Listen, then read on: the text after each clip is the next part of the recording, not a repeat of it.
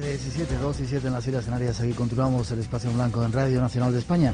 Un teléfono de contacto 900-137-137 por si queréis intervenir en ese concurso, y muchas cosas por contaros todavía de este primer tema. Habrá un segundo que nos llevará hasta la Luna para daros detalles de cosas que los astronautas encontraron allí. Fran, no tenemos mucho tiempo. Estabas contando el caso de Vallecas. ¿Qué pasó? ¿Cómo concluyó? ¿Qué datos nuevos hay? Hubo esa intervención policial. Los policías huyeron de allí como alma que lleva el diablo. El inspector José Pedro Negri estuvo durante mucho tiempo dado de baja y los policías que le acompañan también. El caso se archivó, como tantos otros que hay constancia y que han ocurrido en nuestro país. Y la familia, como otros tantos cientos de familias que hay, seguramente escuchándonos, Miguel, acabaron acostumbrándose a vivir con lo imposible, con lo desconocido, con el sobresalto, con el acudir a la cocina y que un vaso salga despedido, con escuchar voces que no se deba a trastornos mentales, con ver cómo se abren y se cierran las puertas o se suben y se bajan las persianas. Acabaron acostumbrándose a eso hasta que pudieron vender hace unos cuantos años la vivienda, se mudaron, alcanzaron la tranquilidad, como así me confesó Concepción Gutiérrez Lázaro. He podido acudir a la antigua Casa Encantada de Luis Marín, a hablar con los actuales propietarios, concretamente con Fernando García. Allí no ocurre nada de nada. Ellos no han tenido constancia de ningún tipo de fenómeno insólito.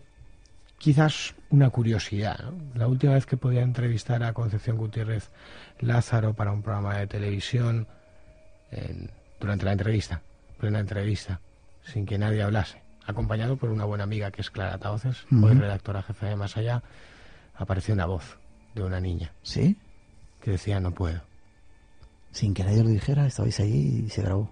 Estábamos grabando en plena entrevista y... No puedo. No puedo. Bueno, el caso está ahí. Hay que seguir. Lo bonito incluso es seguir viendo qué pasa con los casos, aunque hagas artículos, reportajes, sigas viendo qué es lo que pasa, ¿no? Porque hay algo más que la información y que el trabajo periodístico, sino la implicación y la búsqueda personal. Hay otro caso, vamos a tener un poquito más de tiempo. Te había dicho que cortábamos enseguida, pero vamos a tener un poquito más de tiempo. Desmontamos un poco el programa. Hay otro caso que ocurre aquí en Madrid, también que ha tenido muchas implicaciones, que es el caso del Reina Sofía. Tenemos un testimonio también que lo vamos a poner dentro de poco, pero ¿qué ocurre o qué ocurría en el Reina Sofía? Bueno, la noticia, la noticia salta el 21 de abril de 1995, cuando Álvaro Gariño, en el diario 16, publica un titular que es demoledor, ¿no? Que son los fantasmas del Reina Sofía. Hoy día no sabe cómo ni por qué él llega al informe que el grupo del padre Pilón, el sacerdote José María Pilón, hace, porque, bueno, desde que en 1985, si mal no recuerdo que se abre el edificio al público, los trabajadores viven situaciones, al igual que en la Diputación de Granada, muy insólitas y curiosamente diferentes fenómenos muy curiosos. Uno, la visión por parte de los guardias jurados de una especie de santa compañía de religiosas, de monjas. Aquello había sido un hospital. Aquello había sido el antiguo Hospital San Carlos, pero originariamente estábamos hablando del primer cementerio que hubo en Madrid. La verdad es que es un lugar marcado por lo tétrico, nos guste o no. Es decir, un lugar de dolor, de angustia. Como te decía, había sido el primer cementerio que hubo en Madrid. Allí se hizo el primer hospital general, vamos a llamarlo así, que hubo en Madrid. Se reunificó todos los hospitales que había en aquel. La época dorada fue cuando fue Hospital San Carlos, era centro de sanatorio mental, lugar de prácticas para los estudiantes de medicina. ¿Sabes lo que había en las escaleras? Hasta donde sé que había tumbas. Sí, pero ponían redes, ¿sabes? Para que la gente no se tirara desde yo he podido saber por el personal que trabaja allí, guardias jurados, concretamente, que todavía quedan las argollas donde se les ataban en los sótanos, ¿no? Yo es que lo visité hace mucho, cuando era hospital todavía, ¿sabes? Y se me quedó, era un niño pequeño, se me quedó grabada la imagen de que había redes en ese hueco de entre las escaleras, que supuse que era para que la gente no se tirase, y dije, cuando hay redes es porque... Seguramente, porque hay otros hospitales, sobre todo dedicados a aquellos enfermos terminales, en los que mucha gente se suicidaba. Es algo que hoy desconocemos, pero que ocurría, ¿no? Había enfermedades terminales como la tuberculosis que llevaban a la desesperación de los enfermos y que decidían quitarse la vida arrojándose al vacío o cortándose las venas. Yo he podido saber que todavía hay en los subterráneos del Reina Sofía al cual no te dejan acceder para hablar de los fantasmas bajo ningún concepto. Bajo ningún concepto se puede meter un micrófono, una cámara de televisión. Bueno, hay argollas y que os siguen ocurriendo fenómenos insólitos. Tenemos un testimonio que vamos a ofrecer a nuestros oyentes. Vamos con ello.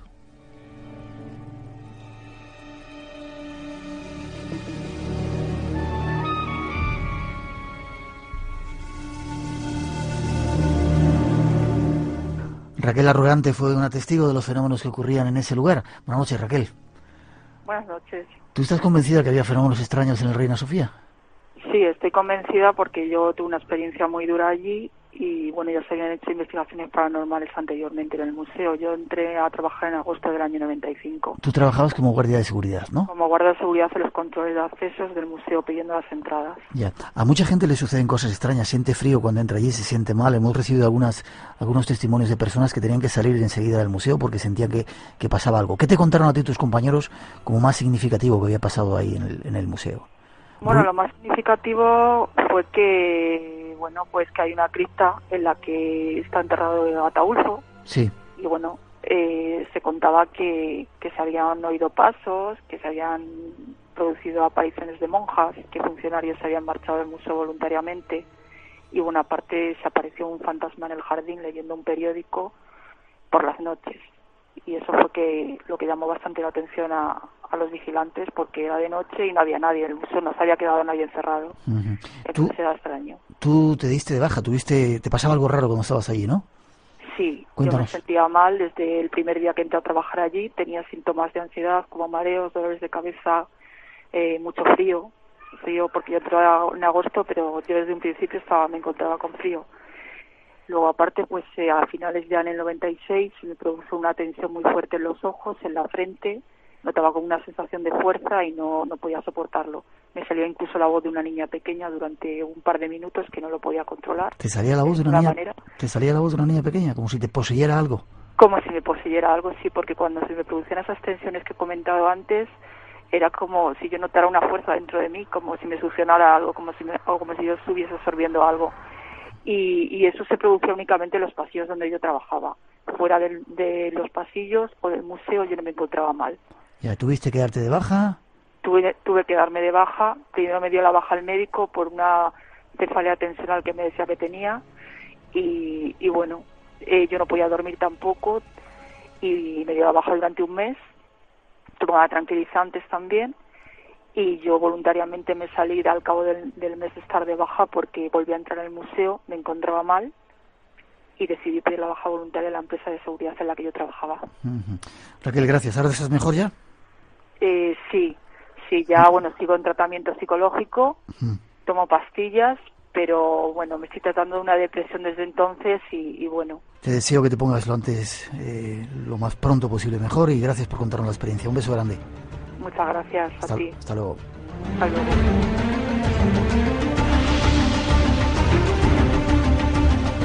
Ahí estaba el testimonio de una persona que trabajó allí. Pero hay muchos más casos, ¿verdad, Fran? Y hay muchos más testimonios en muchos otros lugares. Raquel Arrogante, para mí es espectacular, ¿no? Cuando uno se encuentra con el misterio cara a cara, las consecuencias que pueden tener son estas. Tu vida ya no vuelve a ser la misma. Y bueno, se produce una serie de cambios en tu estabilidad emocional y mental que no te dejan volver a ser igual. En otros casos te cambian los parámetros, ¿no? Raquel Arrogante es una más de los muchos. Yo he podido hablar con una decena de testigos que afirman que en ese edificio construido por Hermosilla y terminado por Sabatini en el siglo XVIII, que hoy alberga unas maravillosas colecciones de artes, parece que habita algo más, algo invisible. Y yo les invito a los oyentes a que vuelvan al Reina Sofía, ¿no? Y que lo vean con los ojos del misterio, con la historia que les estamos contando, ¿no? Igual se encuentran a Ataulfo caminando. O quizás recuerden lo que publicaba la Ilustración española, ¿no? Hace muchos años, que decía que los enfermos se asoman por las ventanas del hospital cuando atardece para tomar el aire y descubren sus rostros amarillentos, algunos casi moribundos, rostros empalidecidos por la enfermedad, o quién sabe si por el sufrimiento de pernoctar en un edificio donde suelen ocurrir cosas extrañas, nunca explicables, apariciones y ruidos fantasmales, según se quejan los propios enfermos.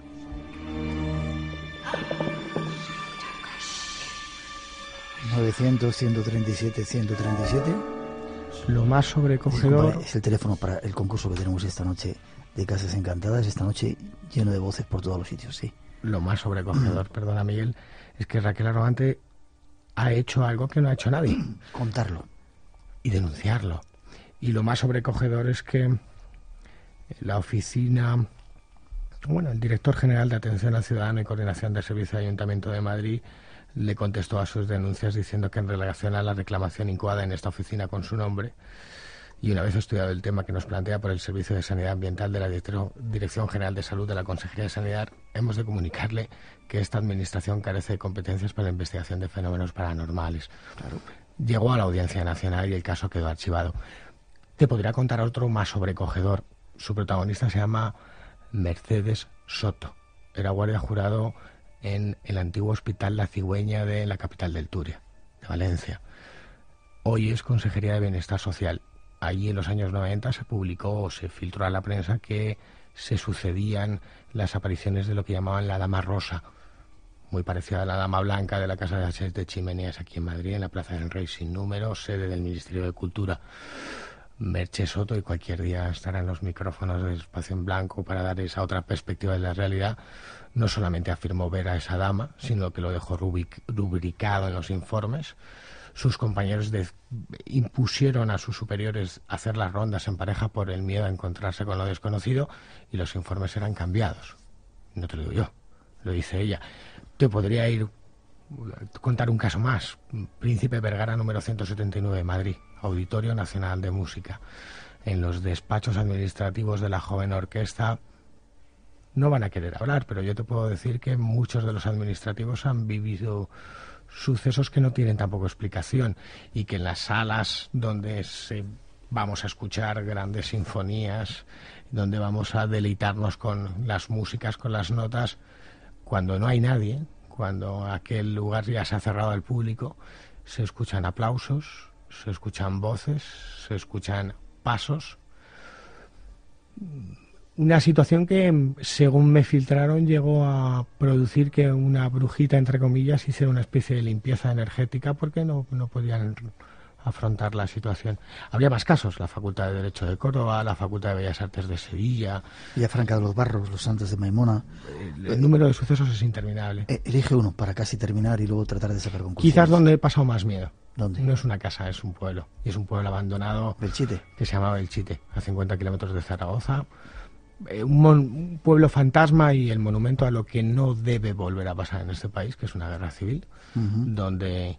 Bueno, un pueblo que se ha convertido en una fosa común donde hay 5.000 personas enterradas, donde, bueno, curiosamente, durante un reportaje televisivo coincidiendo con la grabación del Laberinto del Fauno de Guillermo del Toro, los guardias jurados pudieron ser testigos de lo imposible, y a mí me tocó vivir lo imposible con uno de esos guardias jurados, con Pedro Fernández. Cuando uno está dentro de una iglesia abandonada, tiroteada, y se encuentra con algo que no tiene explicación, uno se hace muchas preguntas. A día de hoy no sé lo que es. Y si te digo la verdad, no sé lo que es, no sé lo que vimos, ni le quiero buscar más vueltas. Pasó y ya está. Tampoco sé si fueron los fantasmas de nuestra mente, que son contra los primeros contra los que hay que luchar.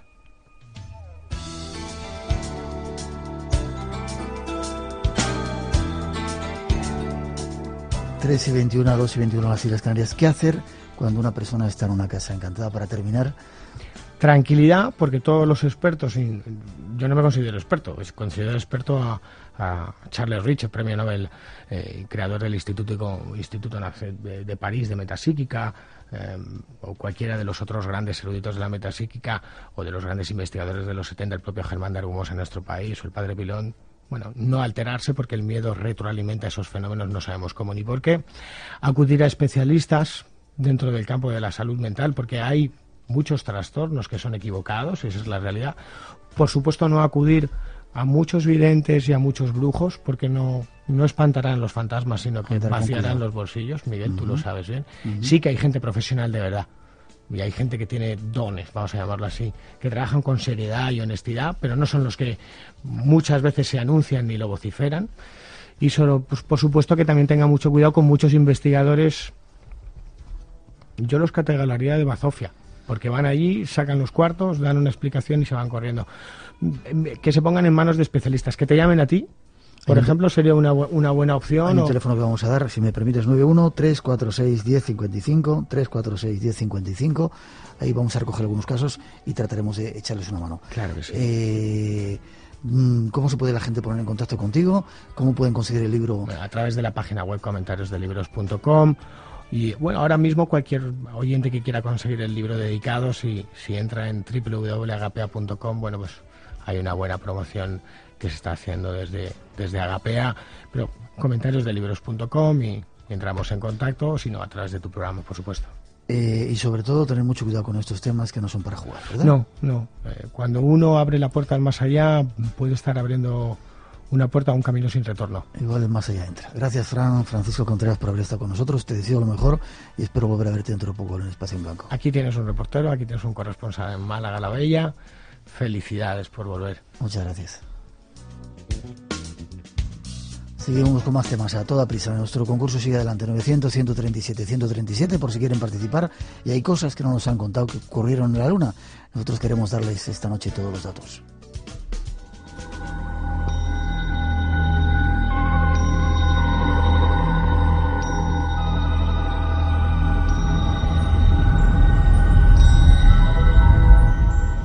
¿Oculta la NASA pruebas sobre la existencia de vestigios humanos en la Luna?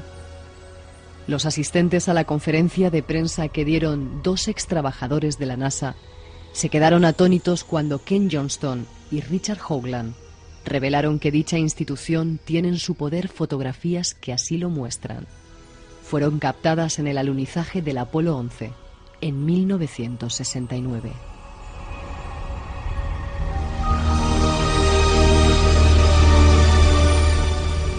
Ambos participaron de manera directa en esta travesía, cuando los 2 astronautas norteamericanos, que por primera vez pisaron el suelo lunar, Armstrong y Aldrin, observaron y captaron imágenes de extrañas esculturas sobre la superficie del satélite terrestre.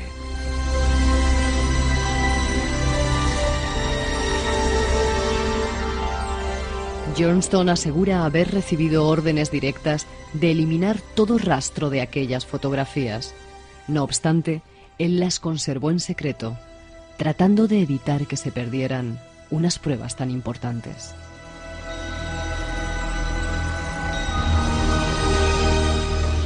El exdirector de la sección de conservación de fotos de la NASA, Johnston, aseguró que las fotos publicadas en la prensa eran falsas.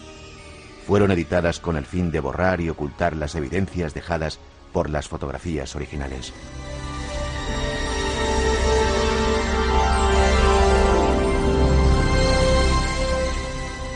Por su parte, el exasesor de la NASA, Richard Hoagland, señaló que los astronautas trajeron también algunos productos artificiales que hoy forman parte de la tecnología de países como Estados Unidos, Rusia, China, India y Japón. Curiosamente, países que en estos tiempos disputan una nueva carrera espacial para llegar a la Luna.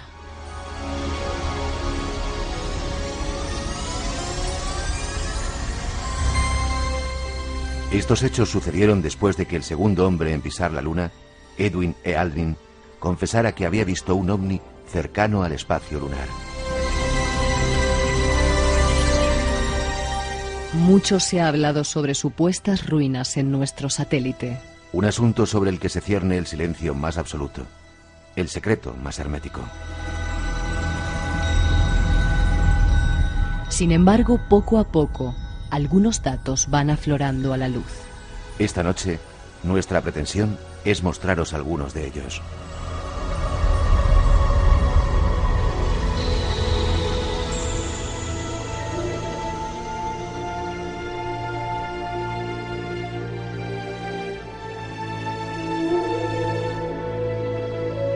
Parece que la Luna no es lo que nos han contado. Hay muchos secretos y muchos enigmas y Carlos Gutiérrez esta noche nos lo va a aclarar. Buenas noches, Carlos. Buenas noches. ¿Cómo estás? Perfecto, aquí Muy bien, muy bien. Me alegro. Con ganas de contar cosas sobre nuestro misterioso satélite. Y nosotros de escucharlas. Lo primero, quizá, mucha gente dice que la Luna no es un satélite, que es algo más, algo extraño, ¿no? Por ejemplo, dice que no obedece a las reglas conocidas de la astrofísica, por lo menos en cuanto a su posición, volumen y masa. Es 3,66 veces más pequeño que la Tierra, pero pesa 81 veces menos y su órbita es realmente insólita. ¿Qué pasa con la Luna? Pues eso es lo que quisiéramos saber, lo que quisieran saber sobre todo, aunque parezca mentira, los científicos, porque no está todo dicho sobre la Luna y no solamente que no están estudiadas todas las rocas que las diferentes naves de la misión Apolo trajeron a Tierra, eso sería lo de menos. La pregunta más importante es ¿qué es la Luna? Y sobre esta pregunta, que parece tan simple, es sobre lo que ni los mismos científicos más reputados se ponen de acuerdo, porque ninguna de las teorías que se proponen para su origen es aceptada con unanimidad por el medio científico, y por lo tanto ninguna de ellas pasa todos los requisitos que ha de pasar para que una teoría sea aceptada. Es decir, no se sabe si la Luna se desprendió de la Tierra, si vino de fuera, golpeó con la Tierra y se quedó ahí orbitando, o incluso, y esto sería lo más, digamos, sorprendente, y algunos científicos aceptan esta posibilidad, si la Luna sería una gigantesca, una inmensa nave espacial camuflada y recubierta como si fuera un satélite natural y no algo artificial. Según los datos que yo tengo, dicen que en los años 70, 2 científicos soviéticos dijeron que la Luna era un satélite artificial puesto en órbita por seres inteligentes. Pero parece una locura esto, ¿no? Parece una locura, pero bueno, no lo dijeron dos personas cualquiera. Eran miembros de la Academia de las Ciencias Soviética y su teoría trajo mucha cola, incluso a día de hoy sirve para que muchos otros científicos actuales se pregunten sobre si esto pudo ser cierto. Y hay numerosas, si no queréis llamarlo pruebas, lo llamaremos elementos de juicio que podrían inducir a que esto fuera cierto. Por ejemplo, uno de los detalles más significativos y que mejor se pueden entender por todo el mundo es que la Luna parece que tenga una profundidad tope. Me explico. Cuando la Luna está cubierta de cráteres, todos lo sabemos, diferentes tamaños en cuanto a su diámetro, pero en cuanto a su profundidad hay una profundidad tope de la cual no se sobrepasa. Es decir, contra más grande es el diámetro de un meteorito, más profundo tendría que perforar la superficie de la Luna. Y esto no es así. Llega un momento en el que el cráter no se hace más profundo. Y esto es lo que a muchos científicos les ha hecho pensar que quizás hay algo metálico que impide que algo profundice más en la Luna, y ese algo podría ser metálico en base a otros elementos de juicio, como pruebas que se han hecho con sismógrafos en la Luna y que los resultados daban a entender que parecía que aquello sonara como si tuviera un interior metálico. Empezamos bien con esta serie de misterios. Cualquiera que lo pueda escuchar dice, bueno, nos estamos volviendo locos ya, ¿no? Sí, porque la Luna es algo que tenemos muy cerca, ¿verdad? No claro, es como, y aparte parece súper conocida ya y la vemos todas las noches. Sí, y parece que no nos puedan cerrar grandes misterios, pero todo lo contrario. En la Tierra también tenemos, por ejemplo, por hacer una analogía, el fondo marino, y el fondo marino está todavía sin excluir en su mayor parte. La Luna está más lejos, pero visualmente parece que la tengamos muy cerca y sin embargo estamos, como vemos, muy lejos de conocer sus misterios que en realidad se encierra. Una pregunta que se hace todo el mundo. Durante los años 80, 90 hubo unas cuantas expediciones a la Luna. Se puso el pie en la Luna y de repente dejaron de ir. ¿Por qué? Esa pregunta del millón, ¿verdad? Bueno, hoy valdría más que un billón ya. Sí. No lo sé. La verdad es que creo que, no sé si alguien lo sabe, pero desde luego ahora parece que se va a volver más por turismo que por ciencia, pero realmente no se sabe por qué se dejó de ir en aquella época en la que era tan habitual ir a la Luna y los posteriores viajes no crearon esa expectación del primero. Parecía como ir a la Luna era como cruzar el charco aquí, ¿verdad? Y de repente se dejó de ir. Algunas malas lenguas, vamos a ponerlo entre comillas, dijeron que se dejó de ir porque ahí se encontraron cosas que no tendrían que estar en la Luna. Y de esto creo que vamos a hablar un poquito sobre qué es lo que pudieron ver los astronautas de diversas misiones espaciales cuando fueron a la Luna. objetos que ya estaban allí, seres vivos que ya estaban allí cuando ellos llegaron incluso por primera vez, o incluso edificios que ya estaban allí cuando el ser humano llegó por primera vez a la Luna. Vamos por partes, si te parece, Carlos, ¿vale? Sí. En principio, quizá lo primero, señales de radio. Parece ser que desde 1927 y 1935 se recibieron algunas emisiones, pero en 1956 investigadores de la Universidad de Ohio recibieron charlas, lo que parecían charlas codificadas, cuyo origen era la Luna. ¿Es así? Es así. Lo que ocurre siempre, la NASA siempre niega todo de manera oficial, es decir, con respecto a las ondas, emisiones de radio, cualquier o muchos radioaficionados en Tierra pueden capturar señales del espacio, y de hecho así ha ocurrido algunas veces, y esa prueba o ese elemento de juicio, como antes hablábamos, está allí. La NASA, como institución oficial, niega todo esto, así como niega aquellas fotografías de diversas misiones espaciales en las que hay algo extraño. Pero luego tenemos las personas particulares, que aunque hayan trabajado en la NASA, hablan como ellos mismos, normalmente trabajadores de la NASA ya jubilados, ya retirados, y que entonces hablan de cosas que mientras estaban en la NASA tenían prohibido hablar. Y con las señales de la radio que comentas ha ocurrido también lo mismo, filtraciones de personas que han trabajado en la NASA y que han dado fe de estas grabaciones, algunas de ellas obtenidas por radioaficionados en Tierra, certificando que en efecto estas grabaciones eran ciertas y nunca se han llegado a descifrar, pero esas señales de radio, que lo eran sin ninguna duda, parecían provenir de la Luna y parecían ser inteligentes porque parecían como cifradas, como si tuvieran un código. Vamos a ver lo que dicen los técnicos. ¿Te parece? Alan Davis es uno de ellos, que trabajaba en la NASA desde 1959 hasta 1973, y él ha desvelado una serie de cosas, ¿no?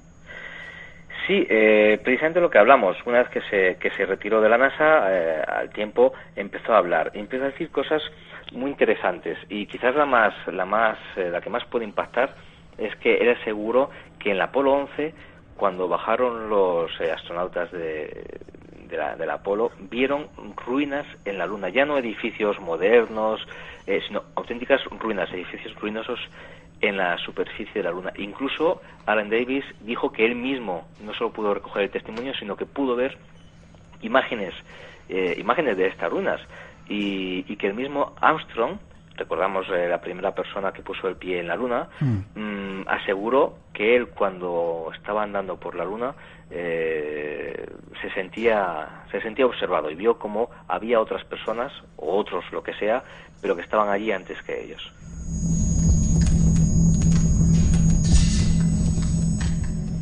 Ese puede ser el pedacito de fragmento que quitaron, que decían que se había censurado cuando se estaba retransmitiendo al mundo ese hecho.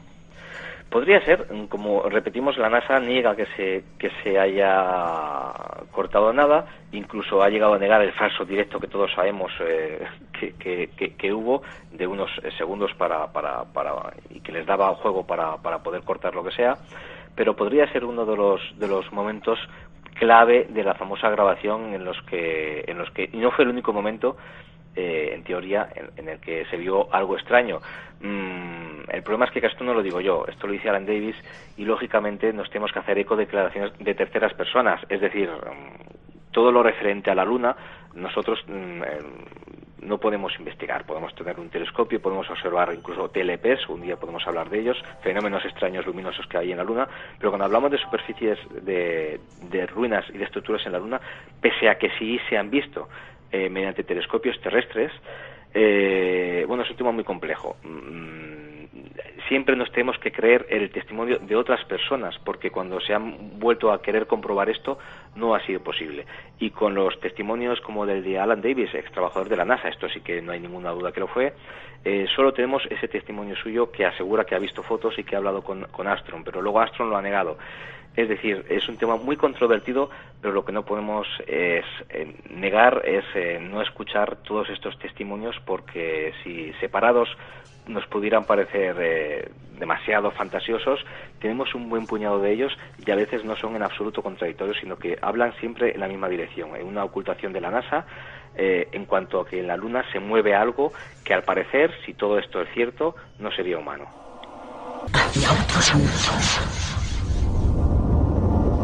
esta noche este viaje llevándonos hasta la Luna, el satélite de la Tierra, aquí en Radio Nacional de España. Carlos, decíamos, bueno, que hay una serie de aparentes datos. Vamos a ver si lo recogemos, aunque no haya certeza absoluta porque no podemos ir allí y no podemos verlo. ¿Quién fue el primero en decir? Carl Sagan, creo, en 1962, era consejero de la Fuerza Aérea estadounidense, y antes de convertirse en un reputado astrónomo dijo: la humanidad debe aventurarse a la idea de que seres inteligentes del espacio exterior nos han visitado y que poseen o han tenido bases ocultas en la Luna. Poco conocido esto que ha dicho Carl Sagan, ¿verdad? Así es, y de hecho lo dijo cuando, como bien has comentado, era poco conocido. Luego no se atrevió a decirlo, sino todo lo contrario, ¿no? Estuvo en una posición bastante contraria. Los primeros una de las primeras noticias que tenemos en cuanto a cosas raras en la Luna, tenemos de siglos anteriores, pero eran cosas quizás menos fiables. Pero ya en 1848, con la astronomía ya consolidada como ciencia, el astrónomo de Múnich, no lo sé pronunciar, lo llamaremos Wittgenstein, que es parecido al jugador del Barça, ¿verdad? Y es mucho más fácil de decir, porque tiene un apellido muy raro. Era alemán. Sí, exacto, sí. Pues este astrónomo ya vio cosas que le llamaron mucho la atención de la Luna y que él identificó como lo que podían ser construcciones o restos, pero siempre artificiales en su superficie. Y a partir de entonces la cosa no ha parado. Es decir, en 1885, seguimos en el siglo XIX, un astrónomo reputado francés también, Toulouse, vio también lo que él creyó que eran ruinas en la Luna. En el 53, Percy Wilkins y Patrick Moore, muchos oyentes seguro que los recuerdan, hicieron una recopilación de estas posibles estructuras artificiales y contaron hasta casi 100. Incluso ese mismo año, el reputado científico, que era editor científico precisamente del New York Herald Tribune, John O'Neill, vio lo que él consideró que podía ser un puente artificial de, atención, unos 20 kilómetros de longitud sobre el Mare Crisium de la Luna. Y después Patrick Moore, que ya lo hemos mencionado, ratificó esa observación. O sea, él también, por su cuenta, vio lo que el editor científico del New York Herald Tribune dijo haber visto, este inmenso puente. Pero lo que pasa, Miguel, es que con las estructuras artificiales, si tan misterioso es que estén allí, no lo es menos una cosa muy curiosa que pasa con ellas, que aparecen y desaparecen en el tiempo. Es decir, este puente fue visto por al menos 2 científicos reputados en observaciones diferentes, es decir, es un hecho más o menos constatado, consolidado, pero posteriormente ni ellos mismos han sido capaces de localizarlo, es decir, se esfumó por completo. Y hasta el día de hoy este mismo puente, vamos a llamarlo puente, no ha sido observado otra vez. Sí, otras estructuras que también han seguido la misma lógica o la misma ilógica, aparecen y desaparecen de punto, y cambian de lugar y a veces simplemente no se vuelven a ver nunca. ¿Qué pasa, Carlos? ¿Que se mueven entonces? Parece ser que sí. Y si esto fuera así, ya digo, hablamos siempre en hipótesis, pero si esto realmente fuera así, si fueran estructuras y ocurriera esto, tendríamos que dar por hecho de que lo que ocurra en la Luna, sea lo que sea que hay, sigue todavía activo. Quizá la gente que más tenga que contar acerca de todo esto sean los astronautas que han estado, que han volado. ¿Qué dicen los astronautas? Tengo aquí, según los datos, el 25 de diciembre de 1968, Lowell, Borman y Anders, en su primera órbita en torno a la Luna, a bordo del Apolo 8, vieron un extraño objeto discoidal. ¿Alrededor de la Luna también se ven cosas extrañas?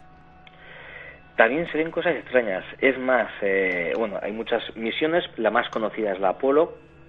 Subieron varias veces a la Luna y es muy extraña. Yo prácticamente tengo recopiladas todas las misiones, y en todas las misiones algo más claro o algo más sutil, pero siempre ha ocurrido algo extraño en estas misiones a la Luna de las Apolo. Pero hay cosas mucho que no son sutiles, sino que los mismos astronautas han llegado a ver y a declarar que vieron algo raro. OVNIs en su viaje hacia el espacio, extrañas luminescencias dentro de la cápsula lunar, cosas extrañas dentro de sobre la superficie de la Luna, esas extrañas ondas de radio de las que antes hablábamos también.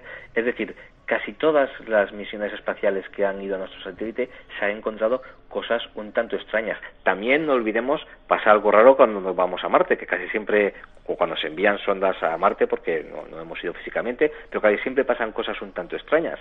Así que parece que cuando pasamos la barrera de la atmósfera, lo que ocurre más allá de ella, pues no es del todo previsible.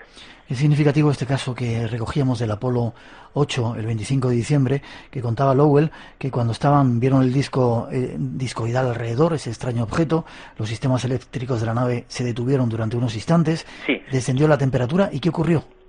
La cápsula dice que se vio rodeada de una extraña luminosidad. Pues claro, el origen de esto, lo extraordinario es que nunca se supo, porque cuando se está allá arriba, lógicamente hay algunos imprevistos, algunos fallos técnicos, y a muchas de estas cosas se le da una explicación coherente, racional y científica. En este caso no. Aparecieron esos extraños sonidos de radio que tanto han acompañado a los astronautas en sus viajes espaciales, y lo que hablábamos antes, algunos radioaficionados en Tierra pudieron captar, o dijeron que pudieron captar, lo que serían las conversaciones de uno de los astronautas, Lowell, como bien has dicho, con la base de control. Y en estas, el astronauta les confirmaba a control que estaba observando ruinas en la Luna. Así que tenemos un testimonio más de estas posibles o supuestas estructuras artificiales en esta Luna, que hoy en día aún la ciencia se está debatiendo si es también o no artificial. Los datos que estamos recopilando esta noche hablan de estructuras de hasta 200 metros de altas, una especie de pista de aterrizaje de 300 metros de ancho, es decir, estructuras absolutamente gigantescas, ¿no? Sí, de hecho estas, unas de las más famosas son las llamadas torres o cúspides de Blair, en honor a su descubridor William Blair, o más que su descubridor, el que las dio a la luz, porque este profesor norteamericano afirmó haber visto y poseer, de hecho las ha hecho públicas, unas fotografías de la misión espacial Orbiter 2, ¿era? Sí, la Orbiter 2, si no recuerdo mal, en la que él interpretó ciertos elementos de la Luna como si fueran estructuras artificiales que él incluso, en base a su estudio de sombras, etcétera, dedujo que tenían unos 200 metros, como comentas, de altura. Algo que, repetimos, porque es importante, si fuera cierto, sería realmente espectacular. Estructuras artificiales gigantescas en la Luna y que se mueven, cambian de posición o incluso desaparecen para siempre. Y estas torres o cúspides de Blair pues son uno de los hechos más conocidos, porque hay unas fotos. Lo que ocurre es que la NASA siempre ha rechazado estas fotos que William Blair ha mostrado al mundo. La NASA siempre ha negado que fueran suyas. No es ni una ni dos. En 1974 se habían descubierto sobre la superficie lunar cerca de 200 estructuras, es decir, cantidad de ellas, ¿eh? Hay bastantes. Lo que ocurre es que ahora no podemos coger en nuestro telescopio potente y poderlas ver porque cambian de posición. Pero sí, en casos esporádicos hay bastantes más de 200. Y muchas veces las formas se repiten, es decir, aunque se habla de muchas cosas, hay varios elementos que se repiten. Por ejemplo, grandes puentes, o lo que son grandes líneas rectas que algunos han considerado puentes y otros incluso pistas de aterrizaje, ¿verdad? Nos recuerda esto un poco a la época de Von Däniken con las líneas de Nazca. Otra de las estructuras que se han reportado en la superficie de la Luna han sido lo que se han llegado a llamar grandes cúpulas u hongos, pero algunas de ellas gigantescas. Es decir, y estas quizás son las dos formas geométricas que más se repiten,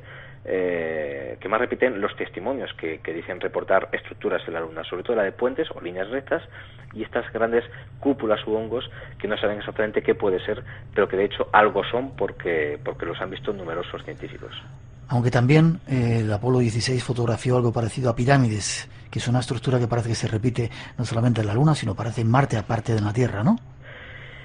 Sí, habría que saber si estas pirámides también son artificiales o naturales y cuando son fotografiadas si se trata de un juego de luces y sombras, como a veces hemos visto que en efecto ha ocurrido. Es decir, no siempre lo que se fotografía una sola vez es lo que realmente nos parece ver, porque cuando las luces cambian y las sombras se mueven, aquello cambia un poco de forma. Pero en algunas observaciones en vivo, es decir, cuando algunos astrónomos con su telescopio han estado observando directamente el cielo de manera independiente, además, en varios puntos del planeta, han podido ver estas estructuras también piramidales, lo cual descartaría estos extraños juegos de sombras que a veces una imagen fija, una fotografía hecha con un telescopio nos puede ofrecer. Estamos hablando de testimonios en vivo, no solamente con las pirámides, sino con otro tipo de estructuras, o de lo que, repetimos, lo que los observadores llaman estructuras, porque tienen forma de ello, pero tampoco se puede asegurar 100% que lo sean.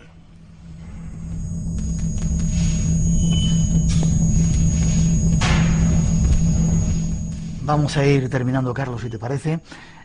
Quizá el hecho de que se hayan encontrado todas estas estructuras, dándolas por buenas, sea una de las causas de por qué no han vuelto. Es lo que dicen algunas personas, ¿no? Sí, sin duda algo debió pasar, mucho más allá del recorte presupuestario, porque los casos se repiten y quizás en su día no se viera tanto, pero con el paso de los años y ya comentamos que con el paso de que la gente que entonces trabajaba en la NASA y medios muy próximos a la Agencia Espacial Norteamericana se han ido retirando, han empezado a contar y a mostrar imágenes que ellos mismos habían rescatado de estas misiones espaciales, y con el paso del tiempo hemos visto que lo que entonces parecía que no ocurría nada, ocurrían muchas cosas, y esas muchas cosas sobre todo son cosas extrañas que la NASA no ha podido ni ha sabido explicar. No es que no haya querido, sino yo creo que no tiene ninguna explicación para todos estos fenómenos que se les han desbordado. Es decir, sus astronautas han empezado a hablar que han visto cosas raras, sus trabajadores han empezado a sacar fotografías de la NASA y mostrarlas al público, fotografías en las que se veían cosas extrañas, y esto a la NASA se le ha escapado de las manos, y hoy en día niega todo. Quizás en su día ya era consciente de que esto podía pasar y decidió no subir más a la Luna. Esto realmente nunca lo sabemos, pero algo debía ocurrir, digo, más allá del recorte presupuestario, porque es la excusa de siempre, ¿no? Y evidentemente no sabemos de quién podían ser esas ruinas, ¿no? Y si estuvieran en la Luna, supongo que pegarse un salto a la Tierra que está al lado sería la cuestión más lógica, ¿no? Claro, no sabemos de quién son. Si estas estructuras fueran reales, y si cuando llegó Armstrong, el primer hombre oficial que subió a la Luna, ya había alguien allí, si esto es cierto, lo que sí está claro es que independientemente de qué es lo que fuera lo que había en la Luna, es decir, si eran hombres, si eran seres de otro planeta, sea lo que sea, nos encontraríamos ante uno de los sucesos sin duda más relevantes de la historia del ser humano. Lo que está claro es que no son restos erosionados de piedras normales, ¿no? No lo parece, porque si lo fueran no aparecerían y desaparecerían o cambiarían de posición. Serían unas ruinas, tal como las entendemos nosotros, unos edificios, unas estructuras que se han hecho viejas y que después de ser útiles se han abandonado allí. Esto no lo parece porque si fuera así, las observaciones posteriores de ese mismo punto, desde distintos lugares del mundo, incluso desde misiones espaciales o telescopios espaciales que ofrecen mucha más calidad, lo hubieran visto, y no es así. Es decir, aparecen y desaparecen. Por lo tanto, cuando hablamos de ruinas, es una palabra que se hizo muy famosa en su día por unas declaraciones de Juan José Benítez, sobre todo, y otras personas, pero realmente no serían ruinas como las entendemos. Serían estructuras artificiales, no sé si llamar inteligentes, pero evidentemente que cambian de lugar. Por lo tanto, no edificios ruinosos que están abandonados.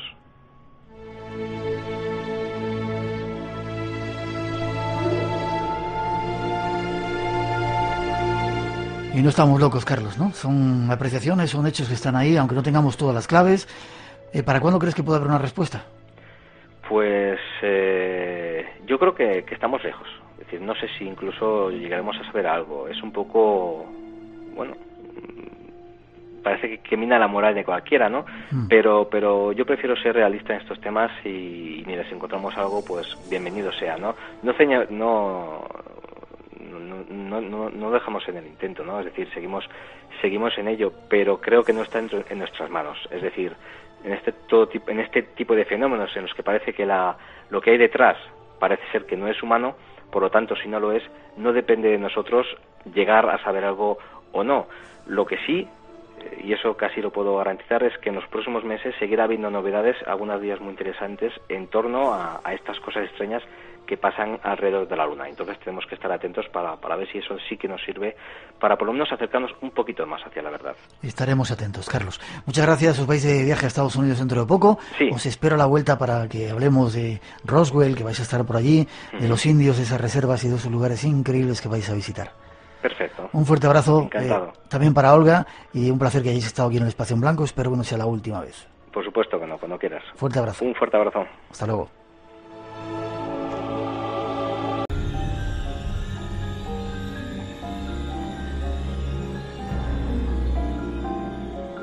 Ahí están las intenciones y, como siempre, la recomendación de que no os lo perdáis. La segunda hora del programa viene cargada de temas originales, exclusivos, únicos, que nos van a dar muchas sorpresas y muchas respuestas. Pero ahora, para comenzar el programa, nos vamos a escuchar Ecos del Pasado. Nuestra primera invitada nos lo ofrece.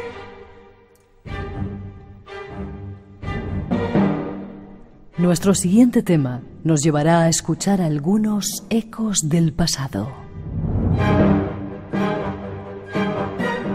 Relatos vividos de experiencias en la frontera entre este mundo y el otro.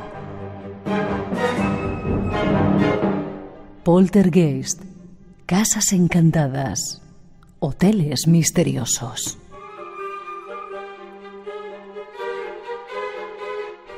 En todos ellos se han quedado impregnados sonidos, vivencias, dramas. Escuchemos sus ecos, los ecos del pasado.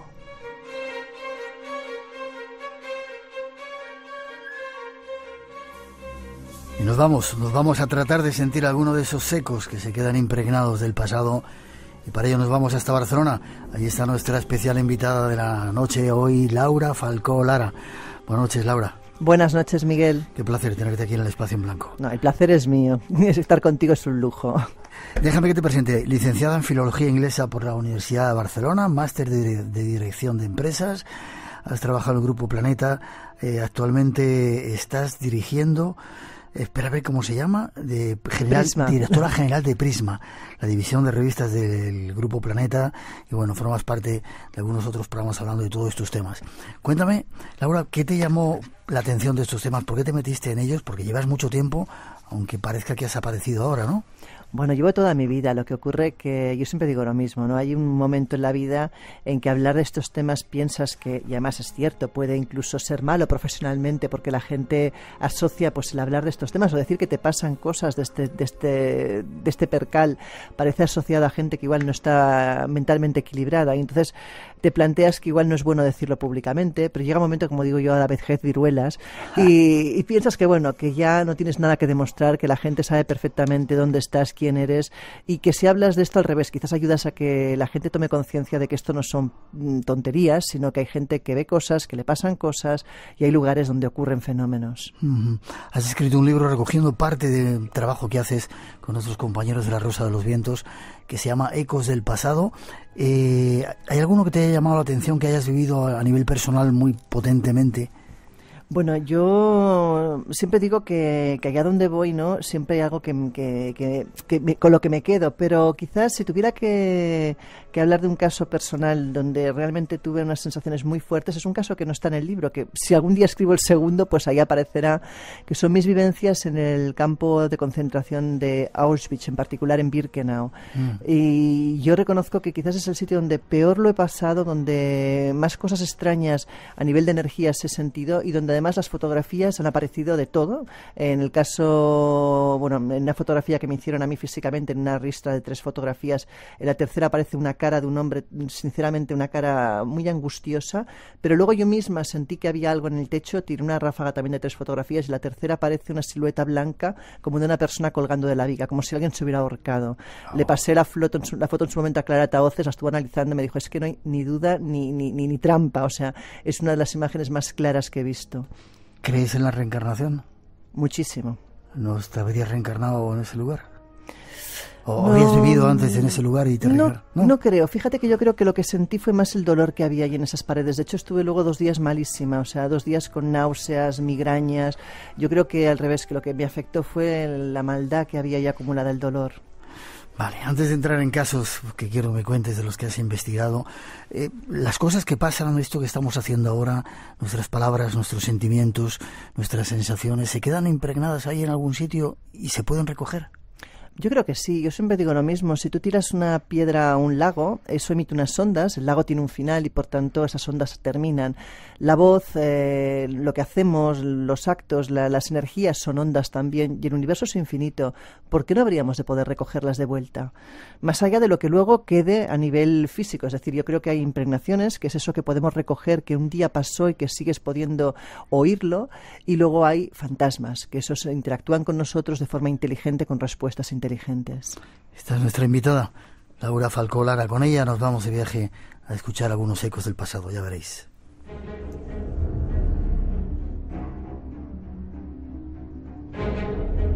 Y en tu libro, Laura, empiezas por la A, es por donde hay que empezar. Hablas de un árbol del diablo. Cuéntame, ¿dónde está este árbol del diablo? ¿Qué pasaba ahí?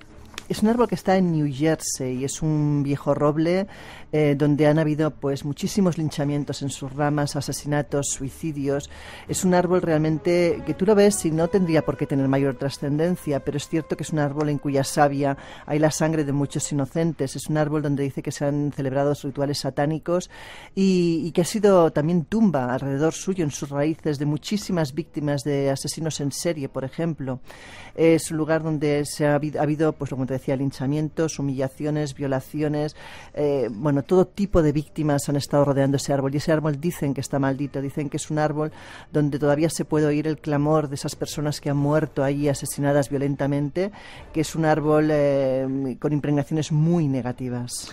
Aquí dices que historias como la del carnicero de Blaine Creek han hecho creer a los lugareños que las raíces del árbol no se nutren de agua, sino de sangre. Efectivamente, como decía, pues asesinos en serie, en este caso, pues el carnicero de Blaine Creek, como comentas, fue uno de los casos que asesinaba y que enterró a alguna de sus víctimas en las raíces de este pobre árbol. Cuéntame, ¿hay lugares como este que atraen a la gente por su especial energía, no sé si negativa, y al contrario otros que te llevan a lugares donde te sientes mucho mejor? Bueno, yo creo que la Tierra está viva, en cierto modo, ¿no? Y hay vórtices, hay lugares energéticamente buenos y otros malos, probablemente, no solo por lo que ha quedado allí de otras personas que han vivido, sino incluso por la propia Tierra. O sea, telúricamente sabemos que hay sitios donde las energías parecen fluir y otros donde, en cambio, las varillas, por ejemplo, se cruzan y parece que ahí no fluye la energía, sino que al revés, que produce energías negativas. Entonces, bueno, si pensamos que la Tierra es algo vivo, es normal que haya lugares donde, pues quizás uno se sienta bien y lugares donde no se sienta para nada bien. Y no hace falta ser muy sensitivo, tener dotes especiales, sino que cuando estás ahí te das cuenta de que algo va bien o algo te rechaza, ¿no? Efectivamente, hay esa pesadez a veces en lugares que parece como si te estuvieran chupando la energía, ¿no? Y en cambio hay otros lugares que sin hacer nada diferente parece como si te recargara las pilas, o sea, algo tienen.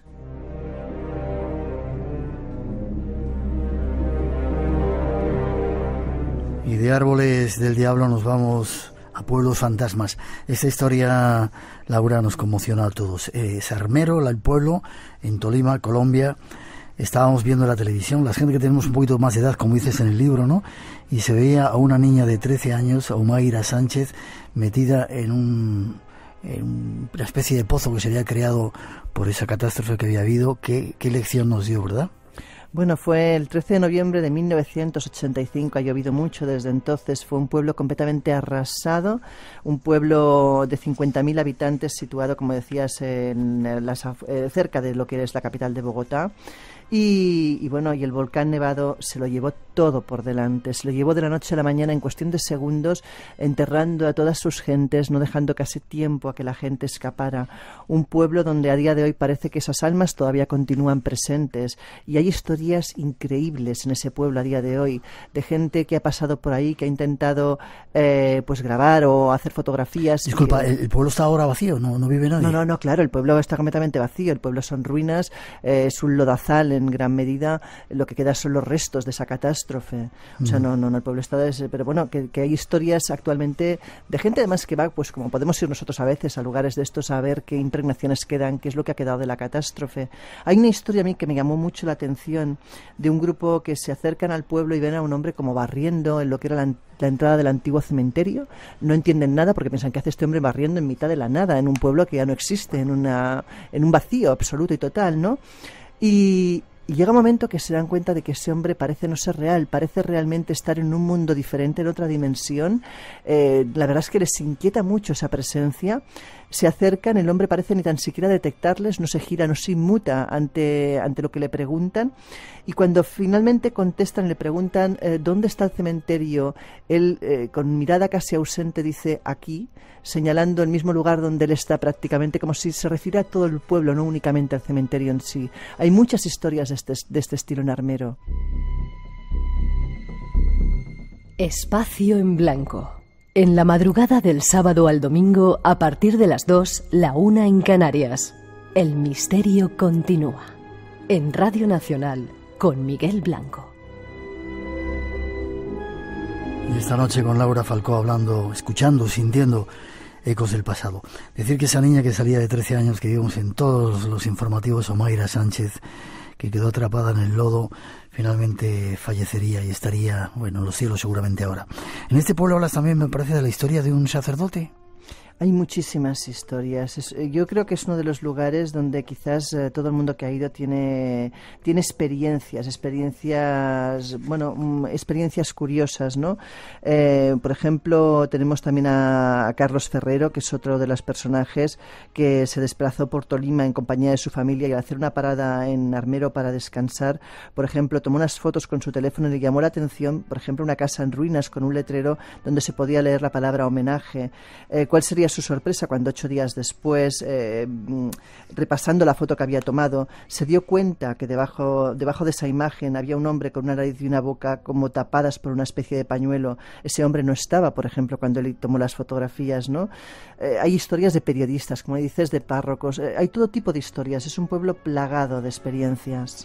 Aquí hablas del sacerdote Pedro María Ramírez, que en abril, dijo que si no se relacionaba bien el pueblo con él, quedaría maldito, y parece que se cumplió. Es una de las leyendas, sí, efectivamente. Es la leyenda que tiene el pueblo, ¿no? Que fue el sacerdote el que maldijo al pueblo tras haber sido absolutamente, casi muerto, golpeado en mitad de la plaza, y nadie haber salido a defenderle. Le echó esa especie de maldición sobre el pueblo de que un día el pueblo sería abatido, derruido completamente y desaparecería. Y parece como si lo hubieran oído, ¿no? Uh-huh.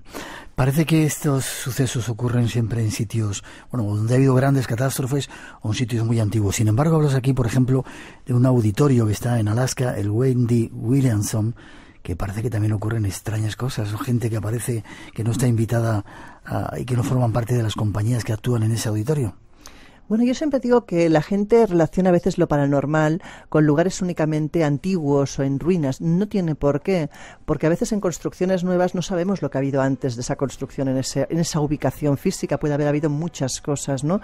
Y este es uno de los casos. El auditorio Wendy Williamson, como comentabas, de Alaska, es un sitio aparentemente normal, moderno, donde se hace todo tipo de escenografías y de todo.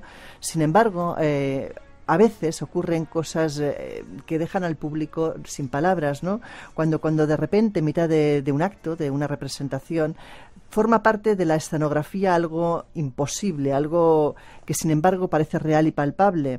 Cuando de repente, por ejemplo, en mitad de un acto, una dama de blanco se la ve levitando en mitad del escenario. La gente piensa que es parte del espectáculo, la gente aplaude y dice, wow, qué maravilla, ¿no? Qué efecto especial, pero luego se dan cuenta de que ese efecto no ha existido, que los actores no saben qué es lo que ha ocurrido, que nadie tiene una explicación razonable para eso que ha ocurrido en escena. Qué curioso. ¿Y sucede muy a menudo? Bueno, es un lugar donde hay una cierta tendencia a que aparezca esta dama de blanco y nadie sabe realmente cuál es la historia, o sea, no tienen claro realmente cuál fue el pasado que ha llevado a que esa dama de blanco aparezca. Pero bueno, por ejemplo, hay otro personaje que a veces aparece también, que es un músico que está muerto, evidentemente, que se llamaba John Wendell Williamson, que es el que da nombre al edificio. Ese hombre también dicen a veces que se aparece en el edificio, por ejemplo. Qué curioso. Hay formas de, no sé, de corroborar todo esto. Últimamente, gracias a la tecnología, podemos captar imágenes, ¿no?, que de alguna manera aportan como esos ecos del pasado y nos dan más fuerza o más pruebas en poder creer todo esto, ¿verdad? Bueno, yo creo que afortunadamente la tecnología cada vez se ha aliado más con la gente que nos gusta lo paranormal para intentar que al menos en cierta manera podemos de forma algo científica acercarnos a estos fenómenos, ¿no?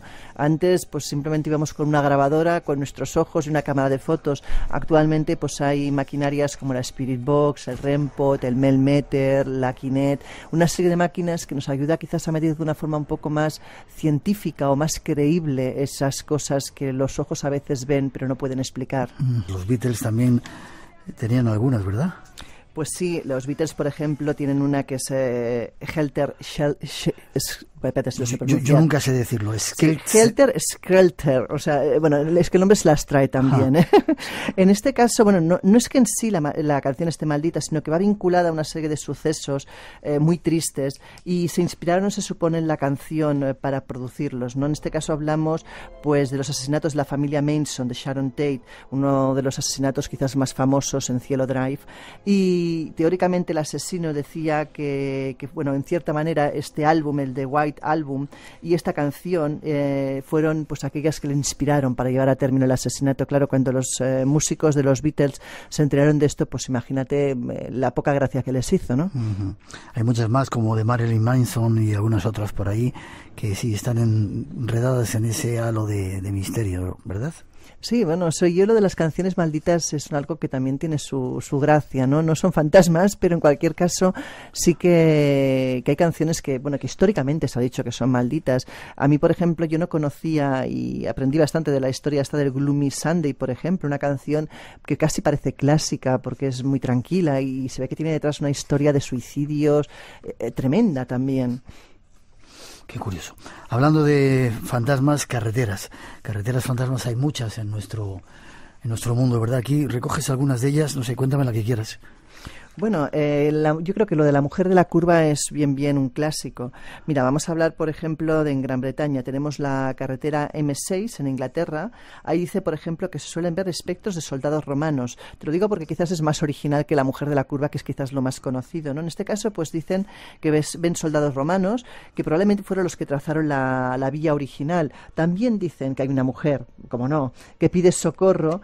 Y luego, por ejemplo, también dice que se suelen oír los rumores de cientos de mineros que fallecieron en un accidente laboral cercano al lugar. O sea, bueno, yo creo que lo típico es la mujer de la curva, pero hay varias variantes, ¿eh? Y en todos los países hay un caso, desde luego. En China también tenemos otra, ¿verdad? En Estados Efectivamente, Unidos. La carretera Tuen Mun. Y en Estados Unidos también tenemos otro lugar, por ejemplo, emblemático, que es la carretera de Bloods Point, en el condado de Boone, Illinois. ¿No será una leyenda que se va metiendo en el inconsciente de la gente y al final acabamos dándolo realidad y acabamos viendo lo que no existe en diferentes partes del mundo, sobre todo ahora con la globalización? Es posible. En cualquier caso, yo creo que es una leyenda bonita, ¿no? Lo de la chica de la curva que te avisa de un lugar peligroso donde ella ha perdido la vida. Tiene ese punto casi romántico. O sea, no deja de ser atractivo en cierta manera. Luego te pediré alguna explicación.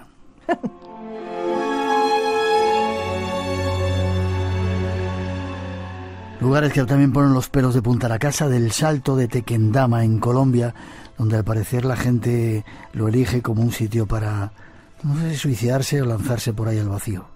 Efectivamente, ese lugar fue un hotel de lujo, un hotel donde además iba gente de mucho dinero y de mucho prestigio, pero si bien es cierto que la gente se jugaba el dinero en la zona del bar, porque había juego en ese hotel, muchos se suicidaban por las pérdidas, pero otros muchos aprovechaban el lugar con ese precioso salto, esa catarata, esa caída, para perder la vida y para saldar sus problemas en cierta manera.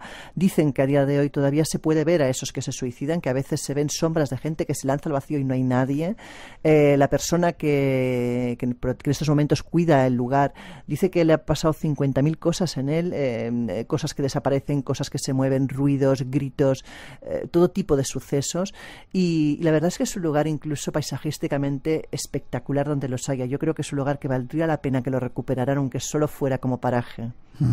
Cerró, según tengo aquí los datos, en la década de 1990, dejó de ser un hotel y a partir de ahí empezaron ya habían pasado, pero empezaron a aparentar y a aparecerse esos seres extraños y esos intentos de suicidio, a veces suicidios, ¿verdad? Qué curioso. Efectivamente. De hecho, José Ignacio Pareja, que es la persona que lo cuida durante todo este tiempo y que ha estado un poco de guarda de la finca, dice que su experiencia ha sido bestial. Él, de hecho, también estuvo metido mucho en temas de chamanismo y dice que las energías allí, fluyen solas. Es un lugar, probablemente también telúricamente, el agua, ya sabemos que además es un lugar donde hay agua, las energías se conservan mucho mejor.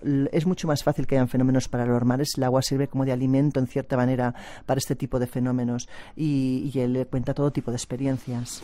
Hablabas antes de los asesinatos de Sharon Stone y hay un capítulo que dedicas a un lugar que se llama Cielo Sharon Tate, perdón. Y hay un capítulo que lo dedicas a Cielo Drive. ¿Qué es esta historia? Cuéntame. Bueno, es una historia curiosísima porque la casa donde murió Sharon Tate, de hecho, estaba en Cielo Drive, pero esa casa ya no existe. Esta casa se tiró abajo, se hicieron nuevas construcciones. Lo que decíamos, a veces no tiene nada que ver que la casa sea nueva. El señor que compró la nueva casa, sí, le sonaba lo de Cielo Drive, pero nunca asoció eso con el asesinato de Sharon Tate. Lo que ocurrió fue que cuando empezó a vivir en la casa empezaron a pasar cosas extrañas.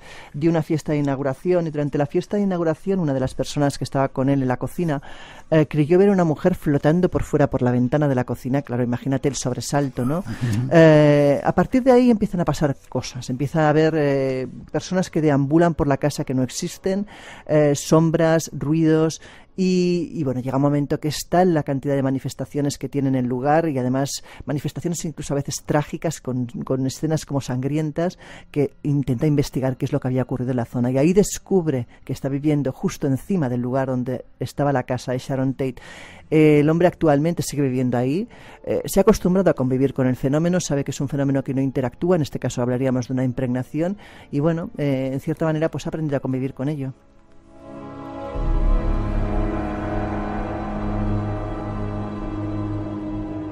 Te decía antes que te iba a pedir explicaciones. Has hablado de impregnación. Trata de explicarnos un poco las diferencias entre fantasmas, impregnaciones, poltergeist, casas encantadas. Bueno, es relativamente fácil, es decir, para mí la impregnación es como un holograma, es algo que ha dejado ahí su impronta. Cuando imaginémonos, por ejemplo, que una señora mayor pasa toda su vida o gran parte de su vida sentada en una misma butaca, en una misma esquina, y además ahí le ha pasado cosas graves de su vida, cosas que emocionalmente han dejado huella, ¿no?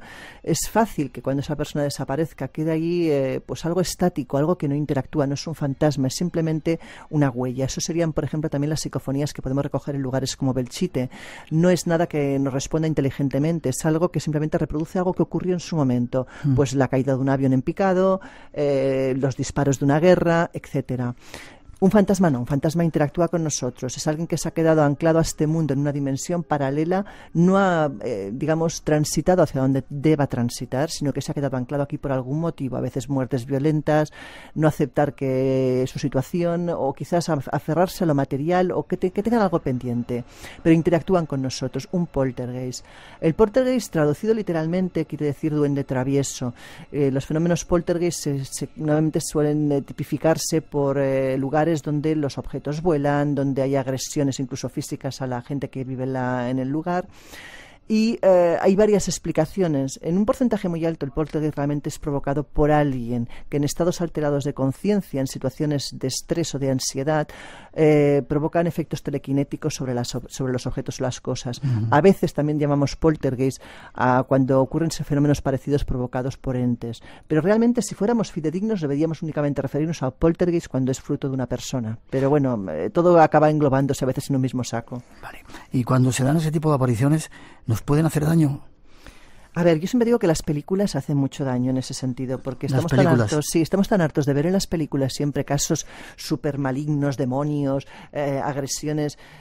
A ver, por un caso que nos podemos encontrar, un ejemplo puede ser el caso Vallecas, ¿no?, donde realmente pues hubo algunos actos agresivos hacia las personas. Los fantasmas no son ni mejores ni peores que lo que eran las personas en vida. Es decir, hay que tener más miedo de los vivos que de los muertos, ¿no? ¿Puede haber casos? Sí, puede haberlos. ¿Ha habido algunos? Por supuesto que ha habido algunos, pero yo no creo que sea la mayoría de casos. De hecho, hablando con otras psíquicas tipo Paloma Navarrete, te dice que ya no se ha encontrado todavía a día de hoy nada que le haya hecho daño. Ha interactuado con gente mejor o peor, pero bueno, mejor o peor como era el señor en vida. Si el señor en vida era un cascarrabias, pues te vas a encontrar con eso, con un cascarrabias.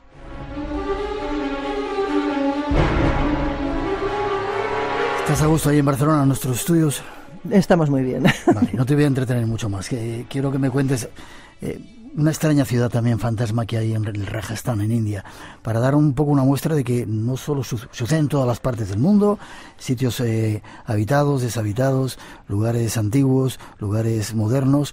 En este caso es un sitio antiguo, ¿verdad? 1573 es cuando se construyó, parece ser, esta ciudad. Efectivamente, la ciudad de Baghat, bueno, no sé pronunciarlo, estamos lo de siempre con estos nombres, ¿no? O sea, si tú lo pronuncias mejor que yo, no. Ánimos, porque es Bangar, o algo así se llama. En Rajasthan, en Rajasthan, en India. Efectivamente. Nuevamente, como decías, es una ciudad que se construyó en 1573 y se construyó como residencia para el segundo hijo del gobernante de aquel momento, cuyo nombre nuevamente prefiero no pronunciar porque son como impronunciables. Que lo lean en tu libro. Exacto, mejor, ¿no? Sí. Es una fortaleza que parece casi una pequeña ciudad compuesta por templos, palacios, bueno, un lugar precioso y además enorme, como os podéis imaginar, ¿no? En un entorno además muy bonito, pero fue abandonado y sus habitantes se trasladaron a otro sitio ya hace bastantes años, en el 1783 para ser exactos. Es una ciudad que lleva más de 200 años en estos momentos abandonada, sin vida, pero es una ciudad, como bien decías, donde ocurren cosas, ¿no? Digamos que es un lugar que teóricamente era un sitio que era prohibido, o sea, que era de acceso restringido, y actualmente te siguen diciendo que no entres en esa ciudad, por ejemplo, entre la puesta y la salida del sol. Eso está prohibido por el gobierno, ¿verdad? Está prohibido por el gobierno porque dicen que es como una ciudad maldita, en cierta manera, que está habitada pues durante la noche, la habitan espíritus no demasiado aconsejables. Entonces, el propio gobierno ha llegado a poner una ley, cosa que parece inverosímil, pero que ocurre, para que la gente no entre durante esos horarios en el lugar. Conviven en ese lugar dos leyendas. La primera dice que la ciudad fue maldita por un hombre santo llamado Baba. En este caso cuentan que él pidió permiso cuando estaban construyendo toda esta ciudad. Él dijo que no tenía ningún problema con que la construyeran siempre y cuando la altura de los edificios no diera sombra a su retiro, porque él vivía cerca de lo que era la ciudad. No le hicieron ningún caso, como os podéis imaginar, y él, dicen que lanzó un maleficio sobre el lugar y cumplió con su promesa, ¿no?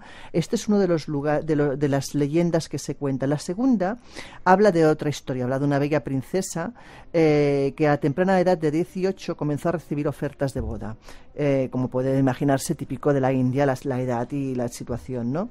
Entonces dicen que residía en esta ciudad un mago negro llamado Singhia, que se enamoró de ella locamente, pero ella evidentemente no quería de ninguna manera casarse con ese personaje, pero él quería como fuera a toda costa conseguirla. Al no hacerle ningún caso, el mago tramó un plan y, según el relato, dicen que lanzó un hechizo sobre una fragancia que iba a comprar en el mercado, pero que ella lo detectó a tiempo. Cuando lo detectó y lanzó la sustancia al suelo, la desechó, el hombre enloqueció, se enfadó muchísimo y decidió nuevamente, amargado, lanzar una maldición sobre la ciudad. Y dicen que es su fantasma el que ronda el lugar por las noches. Así que cada uno que coja la leyenda que quiera, pero que no entre en la ciudad puesto el sol. ¿No te gustaría ir por la noche algún día? A mí sí, pero ya sabes que yo soy una terrorista. Vale, yo te acompaño también. Vale. Casi terminando, venimos a Madrid, nos quedan 2 o 3 lugares.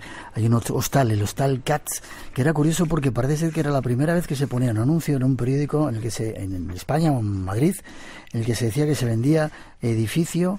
Espera, tengo por aquí el dato. En octubre de 2012 se vendía edificio un hotel con fantasmas por 6.380.000 euros. Sí, la verdad es que parece que tengan que tirar detrás, que te vendan algo así, pero en este caso despertó mucho interés. De hecho, la historia, sobre todo, el momento álgido de toda esta historia, viene cuando alguien conocido, en este caso alguien radiofónico, como es José Antonio Avellán y su esposa Mara Colá, compran el edificio como residencia propia. Mara dice que desde el primer momento tuvo la sensación que el edificio no la quería, ni a ella ni a su hija. La compraron para vivir ellos, ¿no? Claro, sí, en su momento era un palacete, o sea, son estos edificios antiguos de Madrid, bueno, y de muchas otras ciudades que en su momento han sido palacetes y luego, evidentemente, mantener eso es prohibitivo y acaban siendo instituciones públicas o comercios. En este caso era un edificio privado. Ella comenta que desde el primer momento tuvo la sensación que el edificio no los quería, y menos a ella y a su hija, y durante las obras ya incluso los propios albañiles decían que, dejaban cosas de una manera, al día siguiente se las encontraban de otra. Había un ascensor que no lo tenían tan siquiera conectado a la electricidad, pero el ascensor cambiaba de planta por la noche. Y Mara comenta, por ejemplo, que ella cuando entraba se le ponía un dolor de cabeza tremendo, algo le chupaba la energía. El primer incidente que ella relata es que había una verja de hierro que todos los días ella cerraba prudentemente y que al día siguiente se la encontraba nuevamente abierta. Cambió incluso la cerradura y volvía a pasar lo mismo, ¿no? Apagar luces, al día siguiente encontrarlas encendidas, casquillos de bombillas que parecían reventar solas, ruidos, pasos, objetos que cambiaban de lugar. El caso es que fue tal la presión que llegó un momento que Mara dijo que no podía más y le pidió a su marido mudarse. Ahí viene la venta y y efectivamente, como comentábamos, la venta fue un poco extraña, ¿no? Porque vender un edificio diciendo que está maldito, pues no sé si es la mejor opción. Pero bueno, actualmente es el Hostel Cats, es un albergue, quien quiera puede visitarlo porque es un hotel. Ellos no quieren hablar del tema, no quieren ni oír hablar del tema, también normal, porque si no, imagínate. Pero bueno, se puede acceder a él. Ya sabéis, en Madrid, si queréis pasar una noche curiosa. El último, Hotel Fairmont Bound. No sé si ese es el de la película El Resplandor o no.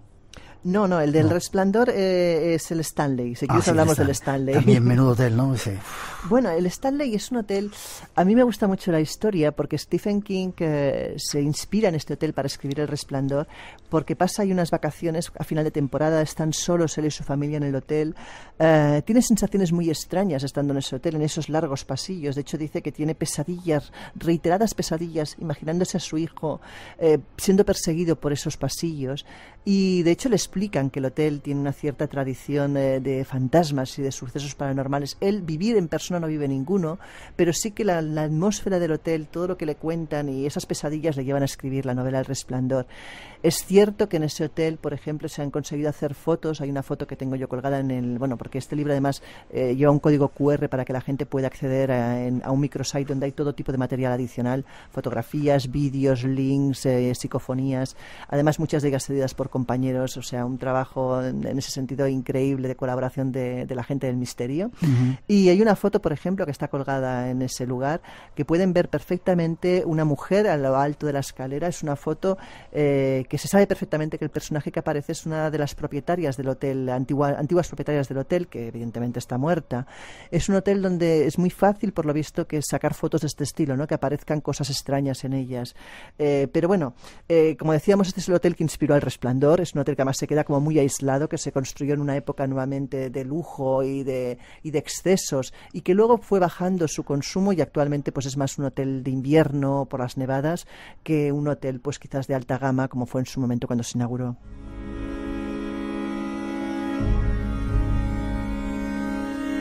Vamos al último lugar. Este es un lugar natural, la Torre del Diablo. Quizá, ahí sale un poco en esa película Encuentros, la tercera fase, que la hizo famosa, ¿no? Pero ya era y es un sitio especial, ¿no? Es un sitio, yo creo que incluso físicamente impactante, ¿no? Cuando tú ves una montaña, porque no sé si llamarla montaña o cómo llamarla exactamente, en mitad de la nada, una protuberancia que surge con esa pared escarpada, se localiza en las colinas negras, cerca de la ciudad de Hutley y Sundance, en el condado de Croc, al noreste del estado de Wyoming. Como dices, se inspiró y sin él se grabó escenas de Encuentros en la tercera fase. Pero es un lugar que además tiene una leyenda preciosa, una leyenda india, una leyenda que comenta que unos osos perseguían a unas jóvenes indias y éstas imploraron al cielo para que les ayudara y no acabar devoradas por los osos, y en ese momento el cielo se abrió y algo hizo que el suelo se elevara y que generara esa montaña para salvarlas a ellas, y dice que ellas ascendieron a los cielos convirtiéndose en las Pléyades, ¿no? Es una historia, vamos, muy bonita, una leyenda preciosa. En cualquier caso, sí que dicen que es un lugar donde hay bastantes fenomenologías, sobre todo ovni, de avistamientos, y que por eso también inspiró un poco, también por el entorno, lógicamente, pues la película de Encuentros en la tercera fase. Es un lugar muy, muy espectacular, sinceramente. Vale, llegó el momento de explicaciones. De alguna manera, ahora que hablamos de multidimensionalidad, esas sensaciones, esas imágenes, estos recuerdos del pasado están ahí, y llega un momento que podemos atravesarlo, quizá porque entremos en esa dimensión y conectar con ellos, digo yo, no sé. Yo siempre he dicho que yo soy una clara defensora de la teoría de la relatividad de Einstein, ¿no? De pensar que diferentes dimensiones, diferentes tiempos pueden convivir en un mismo espacio, lo que ocurre es que no somos capaces de verlos. Y por suerte, por desgracia, hay personas, hay momentos, hay lugares donde esa fina pared, ese fino velo que los separa, se une y nos deja entrar unos en el espacio de otros. Hace poco, por ponerte un ejemplo, en uno de los casos que relato, en la casa del Maresme, la mujer de hacer faenas, pobre, harta de oír la historia de 3 entes en esa casa, se da la vuelta en seco para coger una cosa de la habitación que se había dejado, la habitación donde se suele manifestar un hombre llamado Rafael, y topa físicamente, y cuando digo físicamente es que se llega a caer de espaldas con un hombre que corresponde físicamente a la identidad, a la definición de lo que es ese señor, que es el señor Rafael. Ella cae de bruces, él la mira con cara también de susto y en aquel momento se volatiliza delante suyo. ¿Qué ha pasado? Probablemente ambas dimensiones han llevado el mismo susto. La sensación que tuvo ella es que el susto no había sido solo suyo, sino también de ese hombre. Es como si de repente, por algún motivo desconocido, se abriera una puerta que permitiera llegar a topar físicamente con él. Imagínate lo que es, llegar a topar como un fantasma, como si fuera una pared, ¿no? Bueno, supongo que algo así debe ser la explicación.